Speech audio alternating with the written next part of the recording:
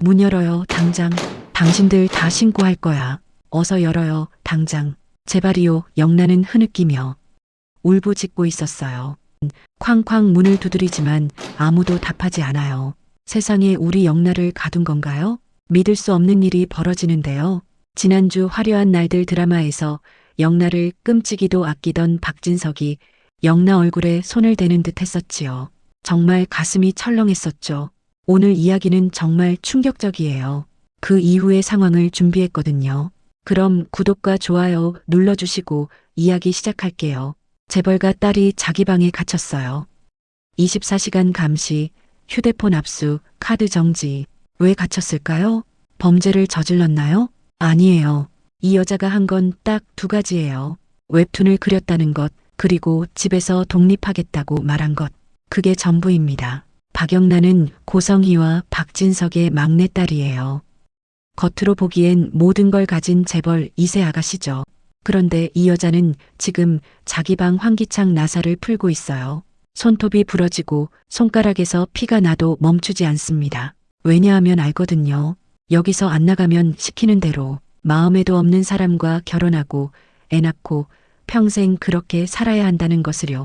그런데 더 충격적인 건 이 모든 걸 지시한 사람이 친아버지 박진석이라는 거예요. 그리고 엄마 고성희는 이걸 이용해서 다른 아들 한우진의 위치를 캐내려고 합니다. 과연 박영란은 이 지옥 같은 가족으로부터 진짜 자유를 얻을 수 있을까요? 그날 밤 10시 박영란은 욕실 의자 위에 올라서서 환기창 나사를 돌리고 있었어요. 마지막 나사였습니다. 이게 풀리면 환기창이 열리고 환기창이 열리면 밖으로 나갈 수 있어요. 손가락 끝이 아팠어요. 이미 손톱 2개가 부러졌고 손가락에서 피가 조금씩 나고 있었습니다. 그런데 멈출 수가 없었어요. 박영란은 귀를 기울였어요. 문 밖에서 발소리가 들렸습니다. 복도를 지키는 남자가 왔다 갔다 하는 소리죠. 제발, 제발 조금만 더. 나사가 빠지는 순간 아주 작은 소리가 났어요. 똑 하는 소리. 박영란은 숨을 멈췄습니다. 문 밖이 조용해졌어요. 혹시 들었나? 혹시 들어오나? 5초, 10초, 15초. 시간이 엄청 길게 느껴졌습니다. 그때 아래층에서 소리가 났어요. 초인종 소리. 의사가 도착한 거예요. 지금이다. 박영란은 환기창을 살짝 밀었어요. 환기창이 열렸고 바깥에서 찬 공기가 들어왔어요. 박영란은 그 순간 생각했어요. 나갈 수 있어. 꼭 탈출할 거야. 재벌가 딸이 새벽에 환기창으로 도망치고 있네. 이 상황이 너무 어이가 없어 웃음이 나오네요. 환기창 밖을 내다봤습니다. 좁은 통로가 있었고 그 통로 끝에 작은 출입문이 보였어요. 저기까지만 가면 돼. 그런데 그때 문 밖에서 다급한 목소리가 들렸습니다. 아가씨 계세요? 직원이었어요. 의사가 와서 박영란 상태를 확인하려고 하는 거죠. 들켰다. 아니, 아직 안 들켰어요. 아직 문은 안 열었어요. 박영란은 순간 결정했습니다. 조용히 나가려던 계획은 끝. 이제는 빨리 나가야 해요. 박영란은 환기창으로 몸을 밀어 넣었습니다. 어깨가 끼었어요. 아팠지만 참았습니다. 더 세게 밀었어요. 아가씨, 문 밖에서 목소리가 더 커졌어요. 박영란은 이를 악물고 몸을 비틀었습니다. 어깨가 빠질 것 같았어요. 그래도 계속 밀었습니다. 그리고 마침내 몸이 빠져나갔어요. 박영란은 통로 바닥에 떨어졌어요. 손바닥이 거칠게 바닥에 쓸렸어요. 무릎도 부딪혔고요. 아팠지만 그 아픔이 오히려 좋았어요. 살아있다는 느낌이었거든요. 박영란은 일어서서 통로 끝으로 뛰었습니다. 저 앞에 출입문이 있었어요. 문 손잡이를 잡고 돌렸습니다. 잠겨 있었어요. 안 돼, 안 돼. 박영란은 주머니에서 작은 드라이버를 꺼냈어요. 며칠 전부터 몰래 숨겨둔 거였죠. 문틈에 드라이버를 밀어넣고 흔들었습니다. 뒤에서 소리가 들렸어요. 아가씨 방에 안 계시나요? 어디 가셨어요? 박영란을 찾는 소리에 난리가 났어요. 이제 시간이 없습니다. 박영란은 드라이버를 더 세게 밀었어요. 손이 떨렸습니다. 심장이 터질 것 같았어요. 그리고 마침내 딸깍하고 문이 열렸습니다. 박영란가 밖으로 나서는 순간 찬 공기가 얼굴을 때렸어요. 밤 공기였습니다. 자유의 공기. 박영란은 계단을 내려가기 시작했어요. 발이 미끄러졌고 거의 넘어질 뻔했습니다. 그래도 멈추지 않았어요. 골목이 보였어요. 어두운 골목. 박영란은 그 골목으로 뛰어들어갔습니다. 여러분, 궁금하시죠? 박영란가 왜 이렇게까지 해야 했을까요? 도대체 무슨 일이 있었던 걸까요? 지금부터 그 이야기를 처음부터 들려드리겠습니다. 3일 전으로 돌아가 보겠습니다. 박영란은 자기 방에서 태블릿으로 그림을 그리고 있었어요. 웹툰이었습니다. 박영란가 그리는 웹툰은 한 여자가 재벌가에서 벗어나 자기 삶을 찾아가는 이야기였어요. 반은 픽션이고 반은 박영란 자신의 이야기였죠. 박영란은 이 웹툰을 1년 동안 몰래 연재했어요. 가명으로요. 아무도 몰랐습니다. 아빠 박진석도, 엄마 고성이도, 오빠 박성재도. 그런데 조회수가 점점 올라가기 시작했어요. 댓글도 늘어났고요. 작가님, 이거 실화예요? 재벌가 이야기 너무 리얼한데요? 주인공 응원합니다. 박영란은 그 댓글들을 보면서 생각했어요. 아, 나도 할 수 있구나. 나도 뭔가 할 수 있어. 박영란은 평생 박진석 회장의 딸, 고성희 이사장의 딸, 박성재의 동생이었어요. 박영란 자신은 없었죠. 그래서 박영란은 결심했습니다. 가족들에게 말하기로요. 그날 저녁 온 가족이 모였어요. 박진석, 고성희, 박성재, 그리고 박영란. 박영란은 숨을 고르고 말했습니다. 아버지, 어머니, 저 말씀드릴 게 있어요. 박진석이 신문을 내려놓으며 물었어요. 뭔데? 저 독립하고 싶어요. 그 순간 식탁이 조용해졌어요. 고성희가 먼저 말했습니다. 독립? 갑자기 무슨 소리니? 저 웹툰 그리고 있어요. 1년 동안 몰래요. 그런데 이제 독립해서 제대로 해보고 싶어요. 박진석의 표정이 굳었어요. 웹툰? 네. 제가 그린 웹툰이 지금 조회수 500만이에요. 댓글도 많이 달리고 사람들이 좋아해주고. 박진석이 손을 들어 박영란을 막았습니다. 그만. 아버지. 그만하라고 했어. 박진석은 차갑게 말했어요. 너는 박진석의 딸이야. 웹툰 같은 거 그릴 시간에 제대로 된 공부를 해. 독립? 무슨 독립? 너는 이 집에서 제대로 배워야 돼. 저는 이미 28이에요. 내 인생은 이 가문의 일부야. 박영란은 입술을 깨물었어요. 그때 고성희가 부드럽게 말했습니다. 영란야, 엄마는 내 마음 이해해. 그런데 지금은 아니야. 너 혼자 나가면 위험해. 세상이 어떤지 너는 몰라. 저 알아요. 저 혼자 살 수 있어요. 웹툰으로 돈 얼마나 버는데? 한 달에 100만 원? 200만 원? 그게 중요한 게 아니에요. 저는 제가 하고 싶은 걸. 박진석이 단호하게 말했어요. 이 얘기는 여기서 끝이야. 웹툰 당장 그만둬.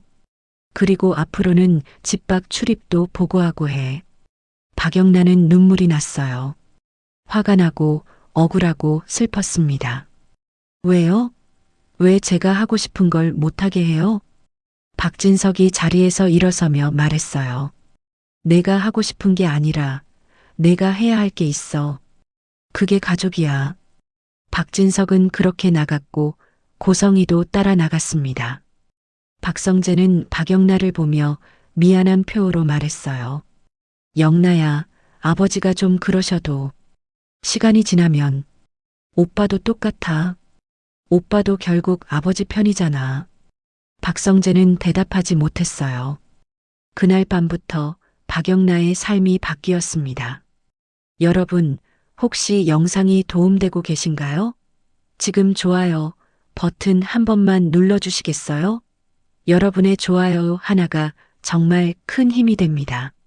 다음 날 아침 박영란가 일어나 보니 방문이 밖에서 잠겨 있었어요. 박영란은 문을 두드렸습니다. 여기요. 문 열어주세요. 잠시 후 직원이 들어왔어요. 그리고 조심스럽게 말했습니다.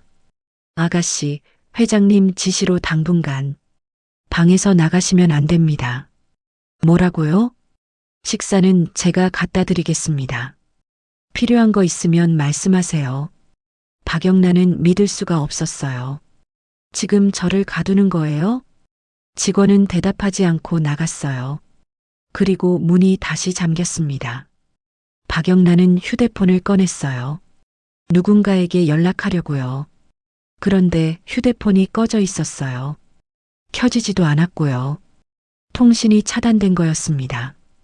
박영란은 카드를 확인했어요. 카드도 막혀 있었습니다. 그 순간 박영란은 알았어요. 아버지가 진짜로 자기를 가둔 거라는 걸. 박영란은 침대에 주저앉았어요. 손이 떨렸습니다. 이게 진짜야? 이게 정말 일어나고 있는 거야? 박영란은 창문으로 갔어요. 창문을 열려고 했는데 창문도 잠겨 있었어요. 밖에서 잠근 거였죠. 박영란은 그제야 깨달았습니다. 이건 당분간이 아니에요. 아버지는 박영란가 말을 들을 때까지 가둘 생각이었어요. 그날 오후 고성이가 박영란 방으로 들어왔습니다. 고성이는 의자에 앉으며 말했어요. 영란야, 엄마가 왔어. 박영란은 고성이를 보지도 않았어요. 영란야, 엄마 봐. 엄마 화난 거 아니야. 엄마는 너 걱정돼서 그래. 걱정이요? 이게 걱정이에요?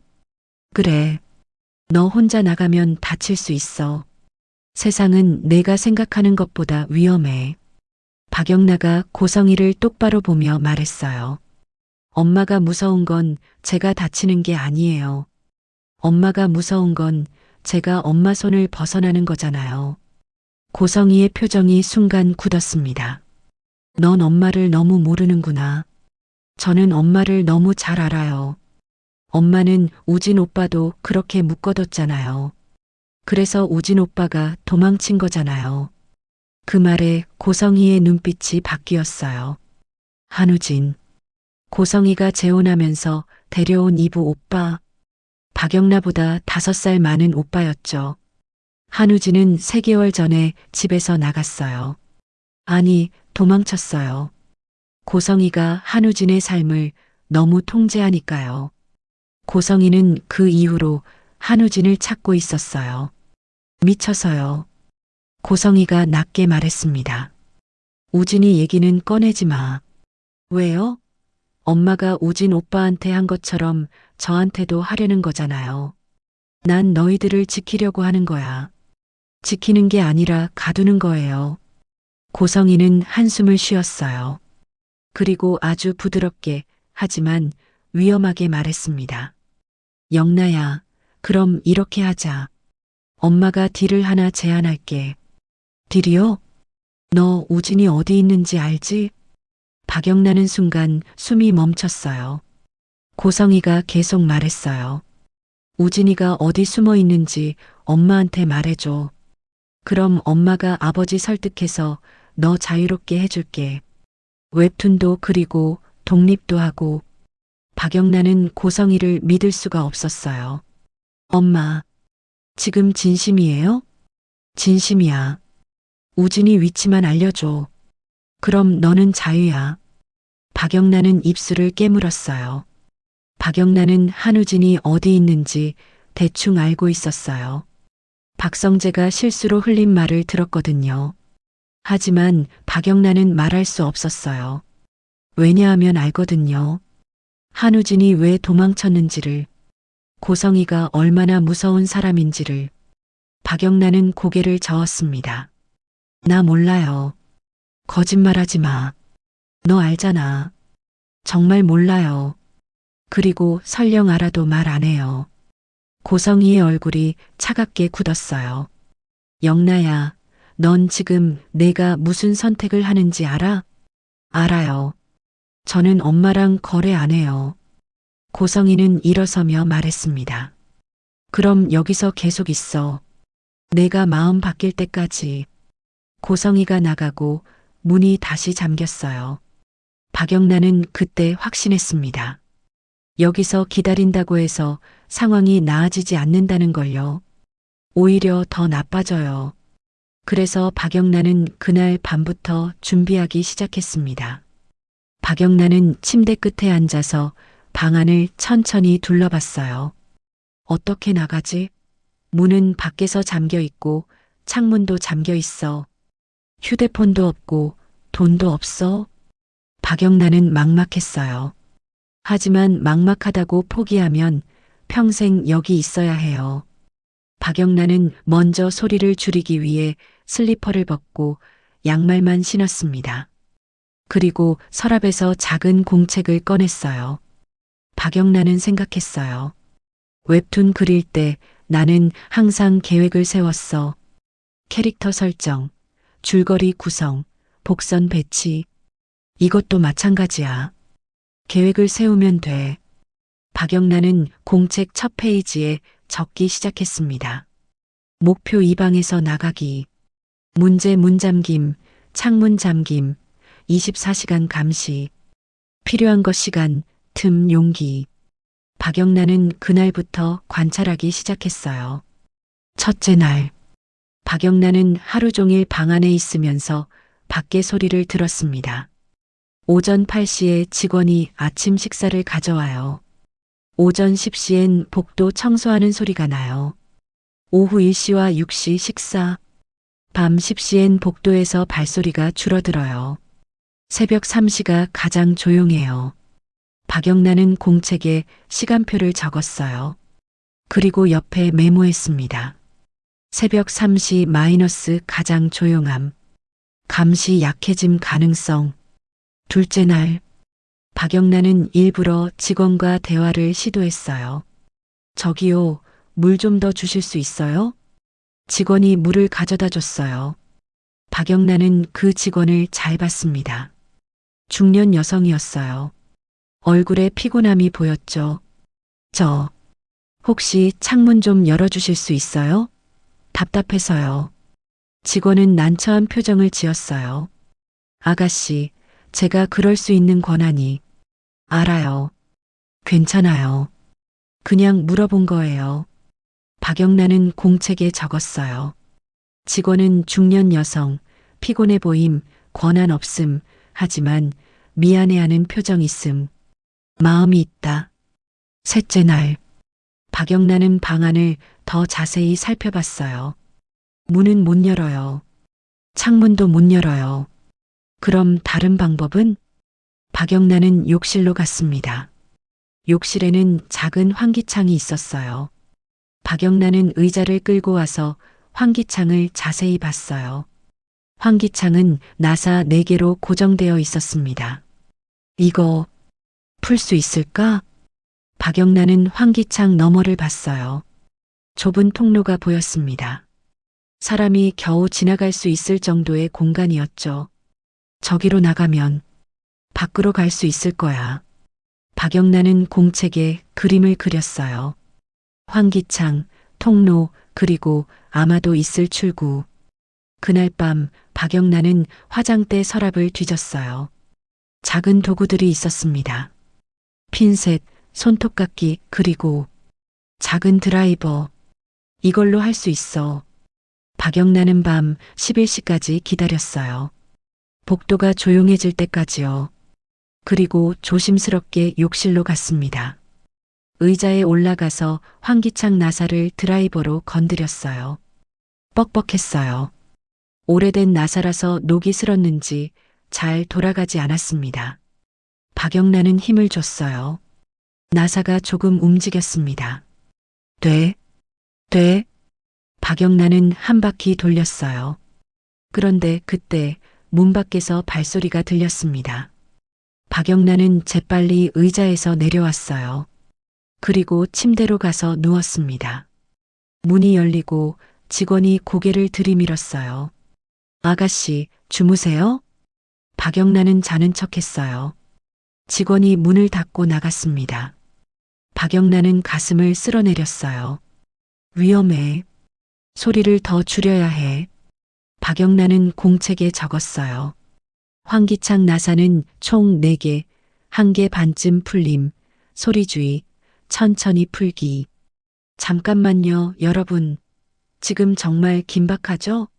박영란가 정말 탈출할 수 있을까요? 이 영상이 마음에 드신다면 구독 버튼 꼭 눌러주세요. 넷째 날. 박영란은 낮에도 준비했어요. 박영란은 일부러 직원에게 부탁했습니다. 저기요, 속이 좀 안 좋아요. 약 좀 구해주실 수 있어요? 직원은 걱정스러운 얼굴로 물었어요.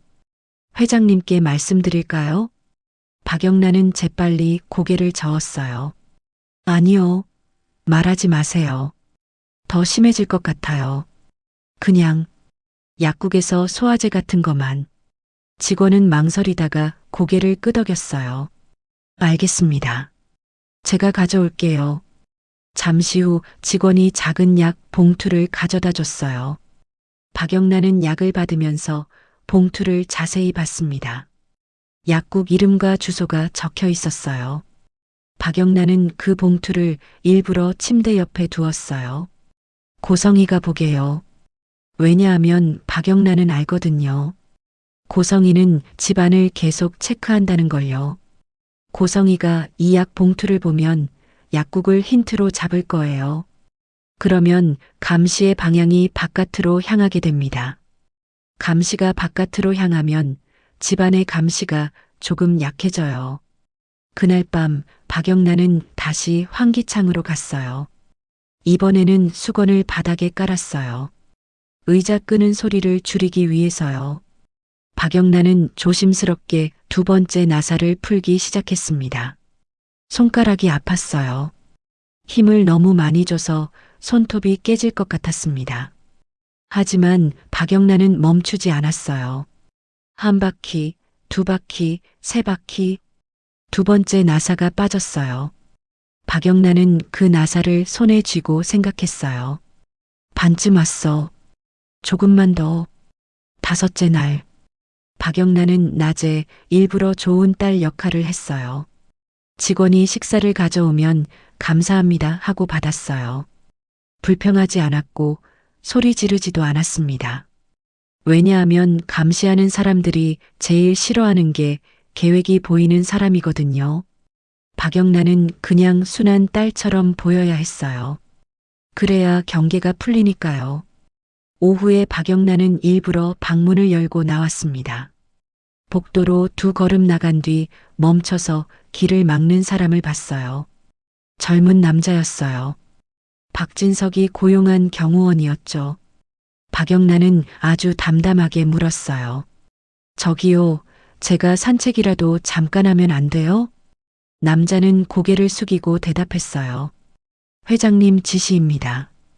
박영란은 더 따지지 않았어요. 아주 담담하게 고개를 끄덕이고 방으로 돌아왔죠. 여기서 소리를 지르면 박진석 귀에 들어가고 그러면 더 세게 잠기니까요. 대신 박영란은 공책에 한 줄을 더 적었습니다. 복도 남자는 젊음, 말 없음, 지시만 따름. 지시가 바뀌는 순간을 잡아야 함. 여섯째 날. 고성이가 다시 박영라 방으로 들어왔어요. 고성이는 침대 옆 약 봉투를 봤습니다. 눈빛이 바뀌었어요. 영라야, 아팠니? 왜 엄마한테 말 안 했어? 박영란은 고성이를 보지 않고 말했어요. 말해봤자 소용없잖아요. 엄마가 병원 데려갈까? 박영라가 비웃으며 말했어요. 엄마가 병원 데려가면 나는 더 못 나와요. 엄마는 나를 살리는 게 아니라 더 묶을 거잖아요. 고성이의 표정이 굳었습니다. 영라야, 아직도 우진이 위치 생각 안 나니? 몰라요. 내가 계속 이러면 넌 평생 여기 있어야 해. 아빠 성격 몰라. 박영란은 고성이를 똑바로 보며 말했어요. 엄마, 나는 엄마랑 거래 안 해요. 평생 걸려둬요. 고성이는 그 말에 화가 났지만 화를 드러내지 않았어요. 대신 아주 차갑게 미소 지으며 말했습니다. 그래, 내 선택이니까. 근데 영라야, 밖은 생각보다 춥고 무서워. 내가 나가봐야 알 거야. 고성이가 나간 후 박영란은 공책에 적었어요. 엄마 방문함 약 봉투 확인함, 병원 약국에 관심 보임. 감시 방향 바깥으로 틀 가능성. 그날 밤 박영란은 세 번째 나사를 풀기 시작했어요. 손가락에서 피가 났어요. 손톱이 부러졌거든요. 아팠지만 박영란은 계속했어요. 조금만 더, 조금만 더. 세 번째 나사가 빠졌습니다. 이제 하나 남았어요. 잠깐 여기서 한우진 이야기를 하지 않을 수 없어요. 왜냐하면 박영나가 엄마 고성이에게 한우진 위치를 말하지 않은 이유를 이해하려면 한우진에게 무슨 일이 있었는지 알아야 하거든요. 3개월 전으로 돌아가 보겠습니다. 한우진은 고성이가 박진석과 재혼하면서 이 집에 왔어요. 한우진이 20살 때였죠. 처음에는 괜찮았어요. 고성이는 좋은 엄마였고 박진석도 한우진을 잘 대해줬습니다. 하지만 시간이 지나면서 고성이는 한우진을 점점 더 통제하기 시작했어요. 우진아, 오늘 어디 갔었니? 우진아, 누구 만났어? 우진아, 그 친구는 어떤 애니? 집안이 어때? 우진아, 그 과 말고 경영학과로 바꾸는 게 어때? 처음에는 관심인 줄 알았어요. 엄마가 자기를 챙겨주는 거라고요. 그런데 아니었어요. 고성이는 한우진의 모든 걸 알고 싶어 했어요. 그리고 모든 걸 자기 뜻대로 만들고 싶어 했죠. 한우진이 대학에서 음악을 전공하고 싶다고 하자 고성이는 반대했어요. 음악은 취미야. 내가 이 집에서 살려면 제대로 된 걸 배워야 해. 한우진이 좋아하는 여자가 생겨서 만나고 싶다고 하자 고성이는 그 여자를 조사했어요. 그의 집안이 별로더라. 너한테 안 맞아. 한우진이 아르바이트를 하고 싶다고 하자 고성이는 막았어요. 왜 아르바이트를 해? 돈이 필요하면 엄마가 줄게. 넌 공부만 해. 한우진은 점점 숨이 막혔어요. 그래서 한우진은 박영나에게 말했었어요. 6개월 전쯤이었죠. 영나야, 나 이 집에서 나가고 싶어. 박영나는 놀라서 물었어요. 왜? 오빠한테 무슨 일 있어? 엄마가 너무 무서워 나와 너를 소유물로 보는 것 같아. 오빠, 영나야, 너도 조심해. 엄마는 자기 자식들을 정말 사랑하는 것 같지만 그 사랑이 너무 무거워. 질식할 것 같아. 박영나는 그 말을 듣고 불안했어요. 하지만 그때는 몰랐어요. 한우진이 정말로 도망칠 줄은요. 3개월 전 한우진은 집을 나갔어요. 아무에게도 말하지 않고요. 짐도 거의 안 챙겼어요. 그냥 나갔습니다. 고성이는 그날 밤 집을 난리가 났어요. 우진이 어디 갔어? 찾아. 당장 찾아. 고성이는 사람들을 풀었어요. 한우진을 찾기 위해서요. 한우진의 친구들한테 연락했고 한우진이 자주 가던 곳들을 뒤졌어요. 하지만 한우진은 나타나지 않았습니다. 고성이는 그때부터 달라졌어요. 더 집착적으로 변했죠. 박성재에게도 물어봤고 박영나에게도 물어봤어요. 너희 우진이 어디 있는지 알지? 말해봐. 박성재와 박영나는 정말 몰랐어요. 한우진은 아무에게도 말하지 않고 떠났으니까요. 그런데 1달 전쯤 박성재가 실수로 말을 흘렸어요. 박성재는 친구들과 술을 마시다가 한우진을 우연히 봤었거든요. 한우진은 작은 원룸에서 아르바이트를 하면서 살고 있었어요. 박성재는 한우진을 붙잡고 물었어요. 형, 왜 이러고 있어요? 집에 가요. 한우진은 고개를 저었어요. 형, 미안해. 나는 못 돌아가. 엄마가 나를 다시 가두기 전에 나는 내 인생을 살고 싶어. 우진아. 그리고 형 영나한테 전해줘. 영나도 조심하라고. 엄마는 멈추지 않아. 박성재는 집에 돌아와서 박영나에게 그 말을 전했어요. 그리고 박영나는 그 말을 마음에 새겼습니다. 오빠가 도망칠 정도면 엄마가 정말 무서운 거구나. 그래서 박영나는 고성이에게 한우진 위치를 절대 말하지 않으려고 했어요. 한우진을 다시 고성의 손에 넘기면 한우진은 평생 거기서 못 나올 거니까요. 그 시각 한우진이 숨어 있는 원룸에서는 지은호가 한우진에게 죽을 끓여주고 있었어요. 지은호는 한우진의 쌍둥이 동생이죠. 어릴 때 버려졌던 한우진이 집을 나온 후 지은호가 한우진을 도와주고 있었죠. 지은호가 죽을 저으며 말했습니다. 우진 오빠, 천천히 드세요. 지금은 무리하면 안 돼요. 한우진은 숟가락을 들었다가 내려놓았어요. 얼굴이 창백했고 손끝이 떨렸습니다. 은호야, 나 때문에 너까지 위험해. 지은호가 고개를 저었습니다. 오빠가 고성애 씨 피하고 싶었던 거 저는 이해해요. 오빠가 숨 좀 쉬고 싶었던 거잖아요. 한우진이 눈을 감았다가 떴습니다. 엄마는 내가 엄마 손 밖으로 나가면 미쳐. 그래서 더 잡아. 나는 그게 너무 무서워. 사랑이라는 이름으로 나를 가두는 게 너무 무서워. 지은호는 그 말을 듣고 마음이 무너질 뻔했어요. 그런데 지은호는 무너지지 않으려고 더 또박또박 말했습니다. 무서워도 오늘은 막았어요. 오늘은 우리 편이 있었잖아요. 그때 이지혁이 문 쪽에서 조용히 들어왔어요. 이지혁은 박성재의 친구였어요. 법대생이었고 한우진을 돕기로 했죠. 이지혁은 들어오자마자 방 안의 창문 잠금부터 확인했습니다. 이지혁은 말보다 확인을 먼저 하는 사람이거든요. 이지혁이 낮게 말했어요. 창문은 잠가.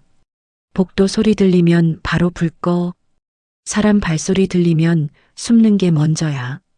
지은호가 조심스럽게 말했어요. 선배, 이렇게까지 해야 해요? 이지혁이 고개를 끄덕였습니다. 해야 해. 고성이는 멈추는 사람이 아니야. 오늘 실패했으면 내일은 다른 방식으로 와. 그때 박성재가 뒤늦게 문을 열고 들어왔어요. 박성재는 얼굴이 단단했습니다. 화가 난 얼굴인데 그 화가 어디로 가야 할지 몰라서 더 위험해 보였어요. 박성재가 이지혁을 보며 말했어요. 야, 오늘 영상 남겼다며? 이지혁이 답했어요. 응, 다 남겼어. 고성이가 우진이 손목 잡고 끌고 가는 것도, 우진이 본인이 싫다고 말하는 것도, 날짜 시간까지. 박성재가 이를 악물고 말했어요. 우리 집이 이렇게까지 망가졌는데 난 오늘 처음 알았어. 이지혁이 짧게 말했어요. 너희 집은 원래 이랬어. 내가 못 봤던 거지. 박성재는 반박하고 싶었지만 반박이 안 됐어요. 박성재는 시선을 돌려 지은호를 봤습니다. 지은호와 박성재는 친한 사이였거든요. 지은호가 조심스럽게 말했어요. 박성재, 박영나 씨는 괜찮을까? 박성재가 잠깐 멈췄다가 낮게 말했어요. 괜찮지 않겠지. 아버지가 지금 영나를 집에 묶어놨어. 지은호가 숨을 삼켰어요. 휴대폰도 뺏었대요. 카드도 막았대요. 박성재가 눈을 크게 떴습니다. 그걸 너는 어떻게 알아? 지은호가 입술을 깨물었어요. 지은호는 사실 이지환에게서 들었습니다. 이지환은 박영나의 경호실장이었어요. 박영나를 오래 지켜본 사람이었죠. 이지환이 아주 조심스럽게 지은호에게 알려줬었어요. 박영나가 위험하다고요. 그런데 지은호는 지금 그걸 그대로 말하면 이지환이 위험해질까봐 말을 아꼈습니다.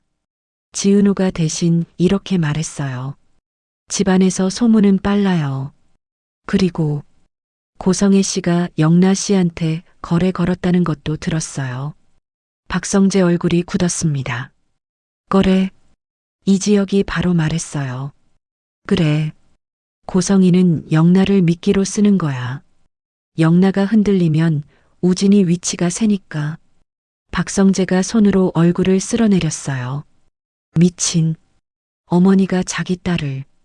한우진이 조용히 말했어요. 성재야, 고성애 씨는 딸도 아들도 아니야. 그냥 자기 통제 대상이야. 나도 그랬고 영나도 지금 그런 거야. 박성재는 그 말을 듣고 주먹을 쥐었어요. 나는 정말 몰랐어. 우리 가족이 이렇게 망가진 줄. 이지혁이 낮게 말했어요. 너희 가족은 원래 이랬어. 박진석은 차가운 사람이고 고성이는 집착하는 사람이야. 너는 그 사이에서 정상인 척하면서 살았던 거지. 여러분, 이 이야기 정말 충격적이죠? 가족이라는 이름으로 이런 일이 벌어지고 있어요. 구독과 좋아요로 응원해 주시면 정말 큰 힘이 됩니다. 그때 한우진의 휴대폰이 울렸어요. 한우진은 화면을 보고 얼굴이 하얗게 질렸습니다. 이상한 번호야. 누구지? 이지혁이 재빨리 말했어요. 받지 마. 추적당할 수 있어.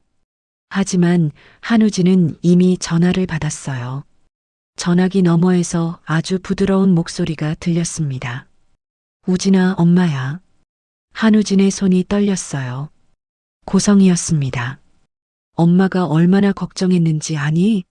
우진아, 집에 와. 엄마가 다 용서해 줄게. 한우진은 입술을 깨물었어요. 저는 못 가요. 왜? 엄마가 뭘 잘못했니? 엄마가 널 사랑해서 그랬잖아. 그 사랑이 무거워요. 저는 숨을 쉴 수가 없어요. 고성이의 목소리가 조금 차가워졌어요. 우진아, 넌 아직 어려. 세상이 얼마나 무서운지 몰라. 엄마 없으면 너 혼자 못 살아. 살 수 있어요. 지금 살고 있잖아요. 그게 사는 거니? 좁은 원룸에서 아르바이트 하면서 우진아, 너는 더 나은 삶을 살 수 있어. 집에만 오면. 한우진이 전화를 끊었어요. 손이 너무 떨려서 휴대폰을 떨어뜨렸습니다. 박성재가 한우진 어깨를 잡았어요. 형, 괜찮아요? 한우진이 고개를 저었어요. 안 괜찮아. 저 목소리 들으면 나는 너무 무서워. 이지혁이 단호하게 말했어요. 휴대폰 꺼. 그리고 유심 빼. 지금 추적하고 있을 거야. 지은호가 재빨리 한우진 휴대폰을 가져가서 유심을 뺐어요. 그런데 이미 늦었습니다. 고성이는 그 짧은 통화로 대략적인 위치를 잡았거든요. 자, 이제 다시 박영나 이야기로 돌아가겠습니다. 7째 날, 박진석은 집에 사람을 더 들였어요. 박진석은 직원들에게 지시했습니다. 영나가 집안에서 누구랑 말하는지, 누가 드나드는지 다 체크해. 보고해. 집안의 시선이 더 많아졌어요. 시선이 많아지면 더 무섭죠. 그런데 시선이 많아지면 또 한 가지가 생겨요. 책임이 분산됩니다. 책임이 분산되면 누구도 내가 꼭 잡아야 한다는 긴장이 약해져요. 박영란은 그걸 노렸어요. 그날 저녁 박영란은 다시 배를 움켜쥐고 침대에 누웠습니다. 그리고 신음소리를 냈어요. 아주 아픈 것처럼요. 잠시 후 직원이 들어왔어요. 아가씨, 괜찮으세요? 박영란은 아주 약한 목소리로 말했어요. 숨이 잘 안 쉬어져요. 병원. 직원이 당황했어요. 직원은 급히 밖으로 나가서 복도 남자에게 말했죠. 아가씨가 호흡이 불안정해요. 회장님께 보고해야 할 것 같아요. 복도 남자가 전화를 꺼내 박진석에게 보고했습니다. 아가씨가 호흡이 불안정합니다. 박진석은 잠시 침묵하다가 말했어요. 집안에서 해결해. 의사 불러. 박진석은 병원이 싫어요. 병원은 기록이고 기록은 소문이니까요. 그 말은 즉시 집안에 의사를 부른다는 뜻이었습니다. 박영란은 방 안에서 그 대화를 엿들었어요. 왔다. 기회가 왔어. 밤 10시쯤 의사가 집으로 들어왔습니다. 현관문이 열리고 집안이 잠깐 시끄러워졌어요. 의사가 어디로 가야 하는지 직원들이 안내하는 소리, 발소리, 목소리들. 박영란은 그 소리를 들으며 눈을 감았습니다. 지금이다. 딱 지금이다. 박영란은 침대에서 일어나 욕실로 갔어요. 의자에 올라가서 환기창을 봤습니다. 나사 3개는 이미 풀렸고 마지막 하나만 남았어요. 박영란은 드라이버를 꺼내 마지막 나사를 돌렸습니다. 손가락이 아팠어요. 이미 손톱 2개가 부러졌고 손가락에서 피가 조금씩 나고 있었습니다. 하지만 멈출 수가 없었어요.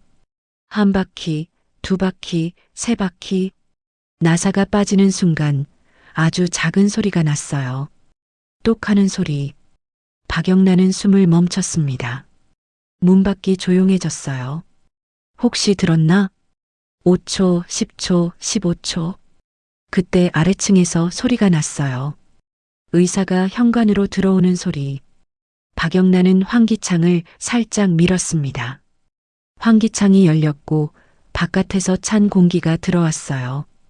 박영란은 그 순간 생각했어요. 나 진짜 하고 있구나. 28살 재벌 딸이 새벽에 환기창으로 도망치고 있네. 웃긴데 웃을 수가 없었어요. 웃으면 소리가 나니까요. 박영란은 환기창 밖을 내다봤습니다. 좁은 통로가 있었고 그 통로 끝에 작은 서비스 출입문이 보였어요. 저기까지만 가면 돼. 그런데 그때 문 밖에서 다급한 목소리가 들렸습니다. 아가씨, 의사 선생님 오셨어요. 문 열어주세요. 직원이었어요. 들켰다. 아니, 아직 안 들켰어요. 아직 문은 안 열었어요. 박영란은 순간 결정했습니다. 조용히 나가려던 계획은 끝. 이제는 빨리 나가야 해요. 박영란은 환기창으로 몸을 밀어 넣었습니다. 어깨가 끼었어요. 환기창이 생각보다 좁았거든요. 아팠지만 참았습니다. 더 세게 밀었어요. 아가씨, 문 밖에서 목소리가 더 커졌어요. 문 손잡이를 돌리는 소리가 났습니다. 박영란은 이를 악물고 몸을 비틀었습니다. 어깨가 빠질 것 같았어요. 그래도 계속 밀었습니다. 나가야 해. 나가야 해. 그리고 마침내 몸이 빠져나갔어요. 박영란은 통로 바닥에 떨어졌습니다. 손바닥이 거칠게 바닥에 쓸렸어요. 피가 났습니다. 무릎도 부딪혔고요. 아팠지만 그 아픔이 오히려 좋았어요. 나 살아있어. 나 나가고 있어. 박영란은 일어서서 통로 끝으로 뛰었습니다. 서비스 출입문이 있었어요. 문 손잡이를 잡고 돌렸습니다. 잠겨 있었어요. 안 돼. 제발. 안 돼. 박영란은 주머니에서 드라이버를 꺼냈어요. 문틈에 드라이버를 밀어넣고 흔들었습니다. 뒤에서 소리가 들렸어요. 아가씨 방에 안 계십니다. 뭐? 어딨어? 찾아. 발소리가 가까워졌어요. 복도를 뛰어다니는 소리, 문 여는 소리. 박영란은 드라이버를 더 세게 밀었어요. 손이 떨렸습니다. 심장이 터질 것 같았어요. 제발, 제발. 그리고 마침내 딸깍하고 문이 열렸습니다. 박영란가 밖으로 나서는 순간 찬 공기가 얼굴을 때렸어요. 밤 공기였습니다. 자유의 공기. 박영란은 계단을 내려가기 시작했어요. 발이 미끄러웠고 거의 넘어질 뻔했습니다. 그래도 멈추지 않았어요. 골목이 보였어요. 어두운 골목. 박영란은 그 골목으로 뛰어들어갔습니다. 그리고 골목 끝에서 멈춰 섰어요. 숨을 헐떡였습니다. 손바닥이 까져서 아팠고 무릎도 쓸렸어요. 그런데 그 아픔이 이상하게 반가웠어요. 나 진짜 나왔어. 진짜 나왔어. 박영란은 주머니를 확인했어요. 작은 카드 하나, 신분증. 그게 전부였습니다. 돈도 없고 휴대폰도 없어요. 지금 연락할 수 있는 사람은 딱 하나입니다. 박영란은 잠깐 망설였어요. 이지환 씨한테 연락하면 그 사람도 위험해질 수 있어. 하지만 지금은 선택지가 없었습니다. 박영란은 지나가는 사람을 봤어요. 중년 여성이었습니다. 박영란은 조심스럽게 다가가 말했어요. 저기요. 죄송한데요. 전화 한 통만 잠깐 빌려주실 수 있을까요? 여성이 박영나 얼굴을 보고 놀랐어요. 박영나가 몰골이 말이 아니었거든요. 손에는 피가 나고 옷은 찢어졌고 얼굴은 창백했어요. 여성은 잠깐 망설이다가 휴대폰을 건네줬습니다. 무슨 일 있으세요? 괜찮으세요? 괜찮아요. 잠깐만요. 박영란은 떨리는 손으로 번호를 눌렀습니다. 전화가 연결되자 박영란은 짧게 말했어요. 이지환 씨, 나야 영나. 나 지금 집에서 나왔어. 근데 사람들이 나 찾을 거야. 이지환은 그 목소리를 듣는 순간 숨을 크게 들이쉬었어요.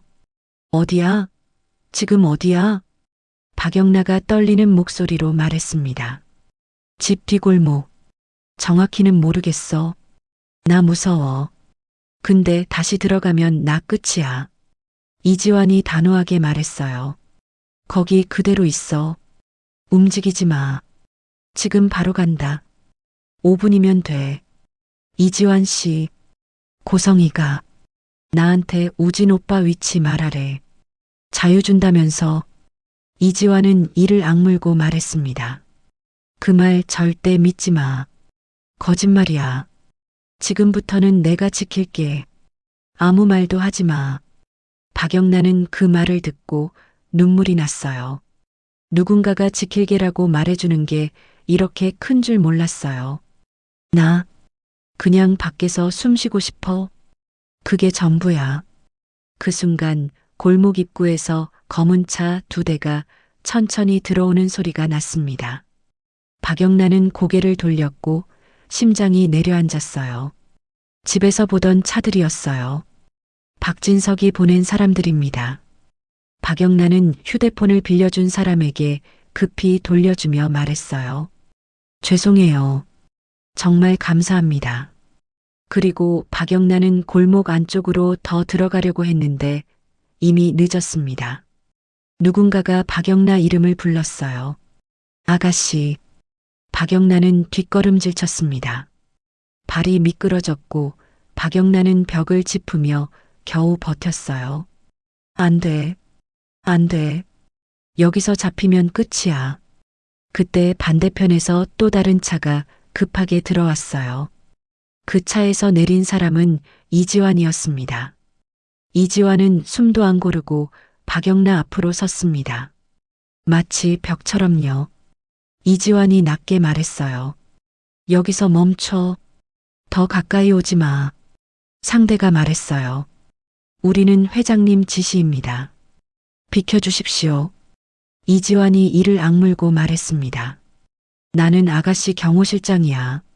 아가씨 지시가 우선이지. 지금 아가씨는 밖에 나왔고 본인이 원하지 않으면 아무도 못 데려가. 그 말이 끝나자마자 누군가 뒤에서 박영나를 부르는 목소리가 들렸어요. 이번에는 아주 익숙한 목소리였죠. 영나야. 고성이였습니다. 고성이가 천천히 다가오며 말했어요. 영나야, 엄마가 얼마나 놀란 줄 아니. 이렇게 나오면 다치잖아. 손 봐. 피 나잖아. 박영나가 떨리는 목소리로 말했습니다. 엄마는 내가 다치는 게 걱정이 아니라 내가 밖에 나온 게 싫은 거잖아. 고성이가 눈썹을 찡그리며 말했어요. 무슨 말을 그렇게 해? 엄마가 너를 사랑하니까 걱정하는 거지. 박영나가 바로 끊었습니다.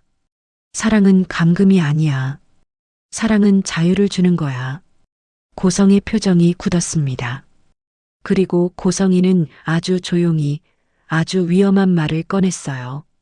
영나야, 엄마가 마지막으로 기회 줄게. 우진이 어디 있는지 말해. 그럼 오늘 일 없던 일로 해줄게. 회장님도 내가 설득할게. 너 밖에서 자유롭게 살게 해줄게. 박영란은 숨을 삼켰습니다. 고성이는 지금도 거래를 합니다. 딸이 온몸에 상처투성이로 떨고 있는데도요.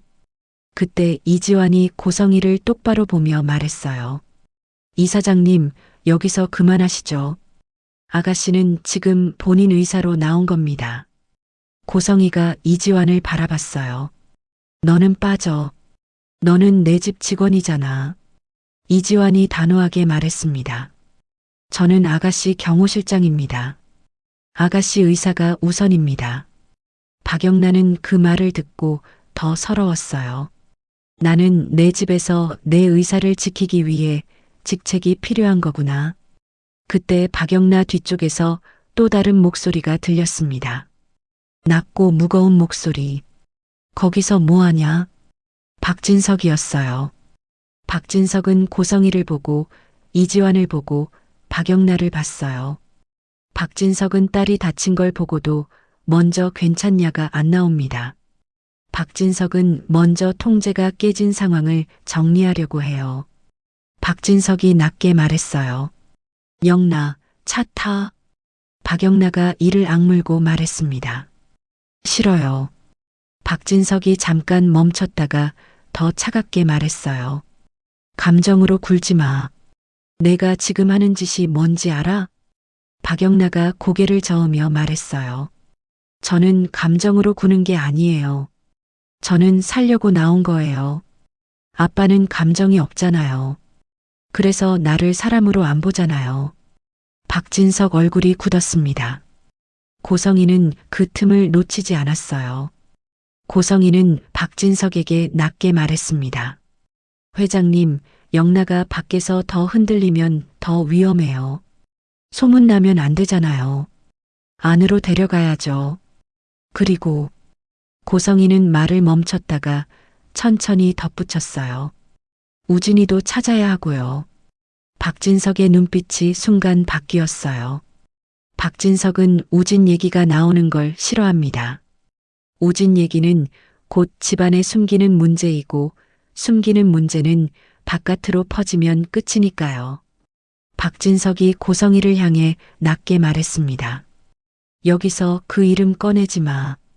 고성이가 부드럽게 웃으며 말했어요. 회장님, 그러니까 더 안으로 들어가야죠. 밖은 위험해요. 소문이 퍼지면 회사에도 안 좋잖아요. 박영란은 그 대화를 들으면서 오히려 확신했어요. 둘이 같은 방향이구나. 나를 안으로 데려가서 입을 막고 다시 통제하겠다는 방향. 박영란은 이제 더 이상 그 안으로 못 들어가요. 박영란은 이지환 뒤에 숨어 있지 않았습니다. 박영란은 앞으로 한 걸음 나왔어요. 그리고 아주 또박또박 말했어요. 아빠, 나 오늘 집으로 안 들어가요. 들어가면 나는 다시 갇혀요. 그리고 나 엄마랑 거래 안 해요. 우진 오빠 위치 절대 안 말해요. 박진석이 냉정하게 말했어요. 내가 선택할 일이 아니다. 너는 아직 이 가문의 일원이야. 박영라가 울먹이면서도 끝까지 말했습니다. 내가 선택할 일이에요. 내 인생이니까. 가문이 뭐예요? 가문이 나를 가두고 통제하고 숨도 못 쉬게 하면 그게 무슨 가문이에요? 그 순간 멀리서 또 다른 차가 급하게 멈추는 소리가 났어요. 그리고 세 사람이 내렸습니다. 지은호, 이지혁, 박성재였어요. 지은호는 숨이 차서 얼굴이 하얗게 질려 있었고 이지혁은 표정이 단단했고 박성재는 눈빛이 분노로 흔들리고 있었어요.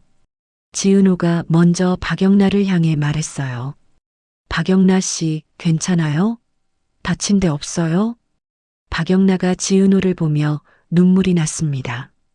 박영라는 자기가 왜 우는지도 몰랐어요. 그냥 누군가 내 편이 있다는 느낌이 오랜만이라서요. 이지혁이 박진석을 똑바로 보며 말했습니다. 박진석 회장님, 지금 이 상황 다 기록됐습니다.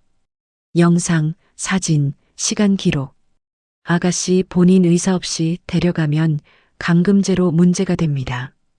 박진석이 이지혁을 바라보며 낮게 말했어요. 너는 누군데 내 앞에서 법을 말하지? 이지혁이 담담하게 답했어요. 저는 법대생이고 지금은 박영라 씨를 돕고 있는 사람입니다. 박성재가 앞으로 한 걸음 나와 말했습니다. 아버지, 지금 이 지역은 내 친구예요. 그리고 지금은 아버지가 잘못하고 있어요. 박진석이 박성재를 바라봤어요. 너는 내가 무슨 말을 하는지 아냐? 내 여동생을 내가 지키려고. 박성재가 이를 악물고 끊었습니다. 지키는 게 아니에요. 가두는 거예요. 영란은 사람이에요. 물건 아니에요. 고성이는 그 장면을 보며 숨을 골랐어요. 고성이는 지금 가족이 깨지는 걸 직접 보고 있습니다. 고성이는 이런 균열이 제일 무서워요. 그래서 고성이는 다시 엄마 얼굴을 꺼냈습니다. 영나야, 성재야. 엄마가 너희를 해치려고 하는 게 아니야. 엄마는 너희를 지키려고. 지은호가 고성의 말을 끊었어요. 지은호는 떨리지만 또렷하게 말했습니다. 고성애 씨, 우진 오빠는 고성애 씨를 피하려고 도망친 거예요. 그게 왜인지 고성애 씨가 제일 잘 알잖아요. 그런데 그걸 모르는 척하면서 지킨다고 말하면 안 돼요. 그 말에 고성의 얼굴이 굳었습니다. 박진석은 그 순간 결론을 내리려 했어요.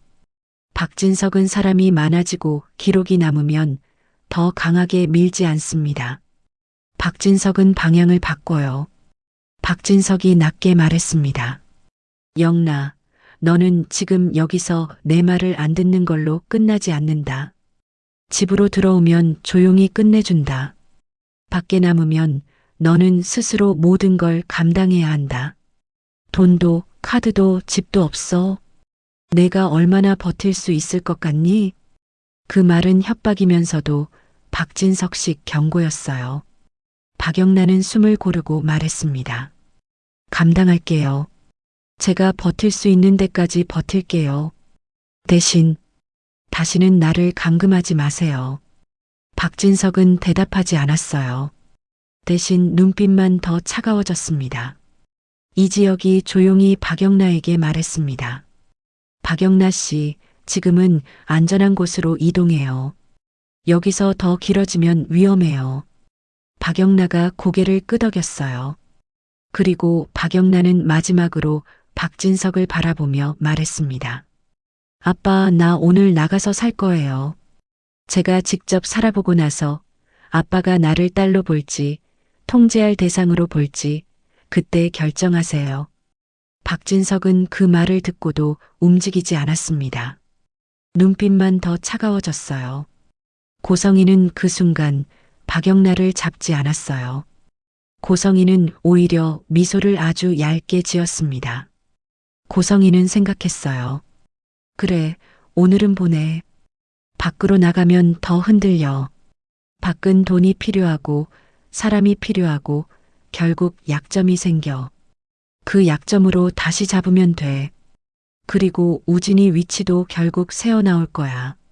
그날 밤 박영란은 이지환이 마련한 작은 오피스텔로 들어갔어요. 문을 잠그고 커튼을 치고 바닥에 주저앉았습니다. 박영란은 손바닥 상처를 보고 무릎 상처를 보고 숨을 고르다가 결국 말했어요. 나 진짜 나왔구나. 진짜 나온 거야. 이지환이 조용히 말했습니다. 나왔어요. 그리고 오늘은 다시 끌려가지 않게 제가 지킬게요. 박영란은 고개를 끄덕였지만 마음은 편하지 않았어요. 고성이는 아직 끝내지 않았고 박진석은 더 차갑게 굳었고 우진 오빠는 아직 숨고 있어요. 박영란은 자유를 얻었지만 그 자유는 공짜가 아닙니다. 박영란은 이제 자기 입으로, 자기 손으로 앞으로의 삶을 지켜야 해요. 이지환이 작은 구급상자를 가져와 박영란 손을 소독했어요. 아가씨, 이거 병원 가야 할 것 같아요. 안 돼요. 병원 가면 기록 남고 기록 남으면 아버지가 알아요.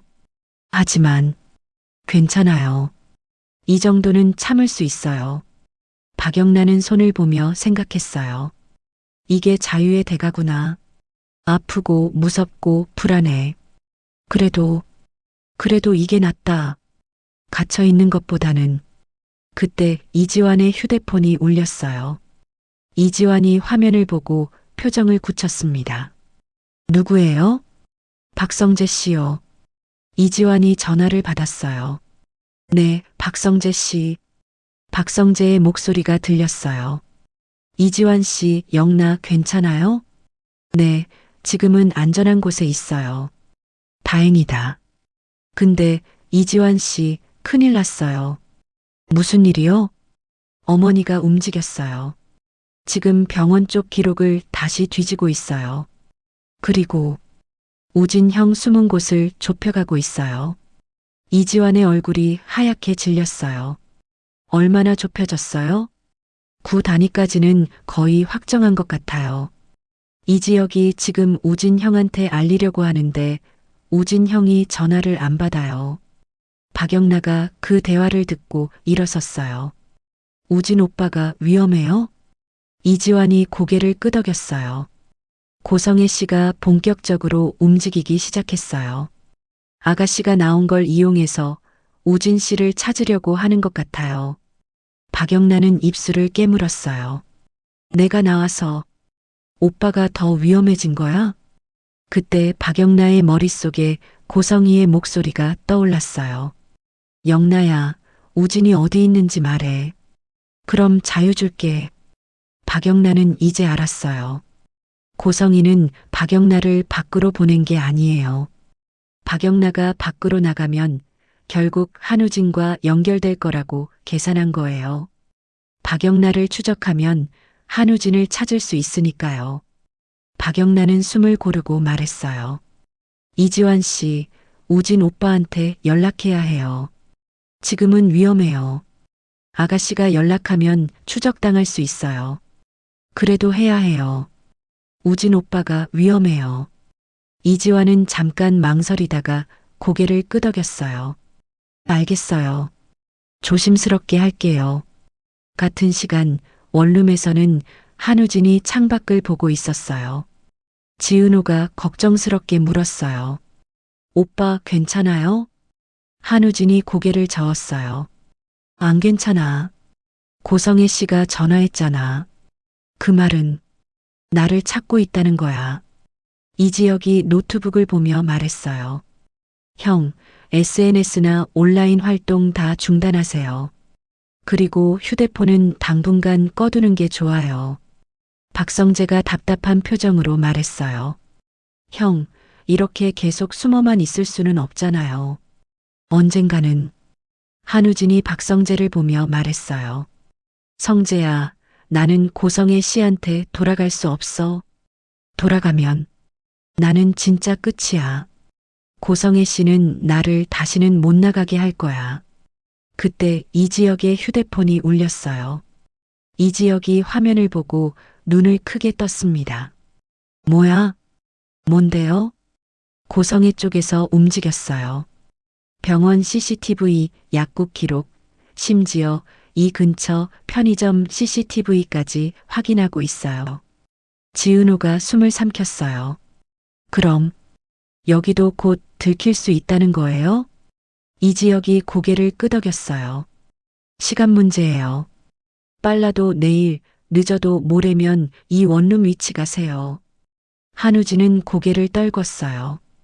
그럼 나는 또 도망쳐야 하는구나. 박성재가 손으로 얼굴을 쓸어내렸어요. 형, 이번에는 제가 도와드릴게요. 제 친구 중에. 그때 문을 두드리는 소리가 났어요. 모두가 얼어붙었습니다. 누구야? 문 밖에서 낮은 목소리가 들렸어요. 택배요. 이지혁이 재빨리 문구멍으로 밖을 봤어요. 택배 기사복을 입은 남자가 서 있었습니다. 하지만 뭔가 이상했어요. 택배 상자가 없었거든요. 이지혁이 낮게 말했어요. 가짜야. 저 사람 고성희가 보낸 사람이야. 한우진이 얼굴이 하얗게 질렸어요. 벌써 찾은 거야? 박성재가 이지혁을 보며 물었어요. 어떻게 해? 이지혁이 창문을 가리키며 말했어요. 비상계단으로 나가요. 지금 당장. 한우진, 지은호, 박성재, 이지혁은 재빨리 짐을 챙겼어요. 문 밖에서 다시 소리가 났습니다. 문 열어주세요. 확인할 게 있어요. 이지혁이 창문을 열고 밖을 봤어요.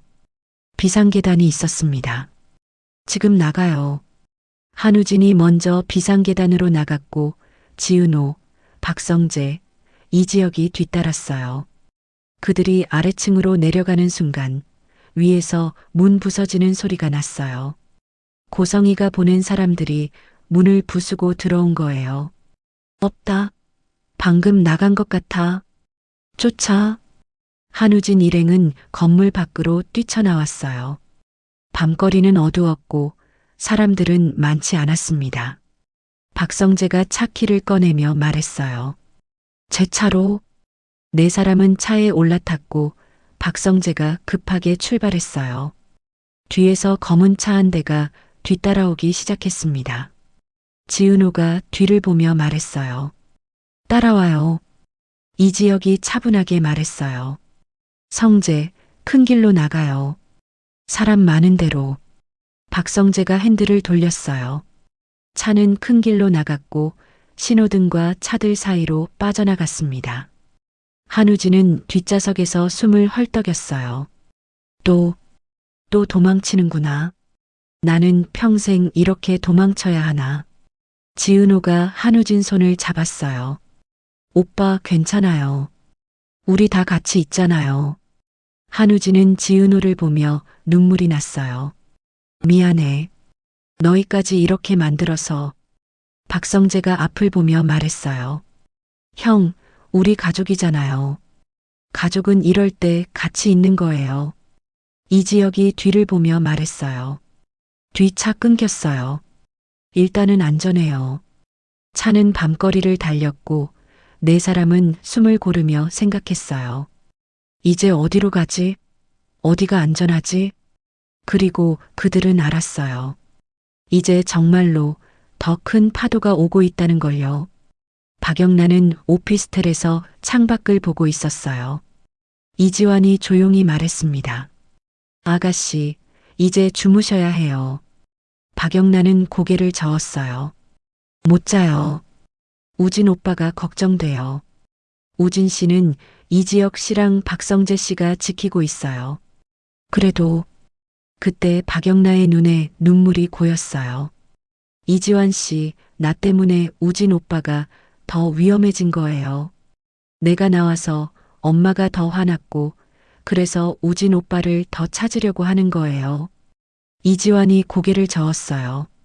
아가씨 잘못이 아니에요. 고성애 씨가 원래 그런 사람이에요. 아가씨가 나오든 안 나오든 고성애 씨는 우진 씨를 찾았을 거예요. 박영란은 창밖을 보며 생각했어요. 자유가 이렇게 무거운 줄 몰랐어. 나는 자유로워졌는데 우진 오빠는 더 위험해졌어. 그리고 박영란은 다짐했어요. 나는 이제 돌아가지 않을 거야. 어떤 일이 있어도. 그리고 우진 오빠도 지킬 거야. 엄마한테 절대 넘기지 않을 거야. 같은 시간 고성이는 자기 방에서 전화를 받고 있었어요. 네, 그래서? 찾았어? 원룸까지는 찾았는데 이미 나간 후였습니다. 고성이의 눈빛이 차갑게 변했어요. 그럼 어디 갔는지 찾아. 24시간 안에. 알겠습니다. 고성이는 전화를 끊고 창밖을 봤어요. 그리고 낮게 중얼거렸습니다. 우진아, 넌 엄마한테서 못 도망쳐. 영나도 마찬가지야. 너희는 결국 엄마한테 돌아와. 고성이는 미소를 지었어요. 차갑고 무서운 미소였습니다. 여러분, 오늘 이야기 여기까지입니다.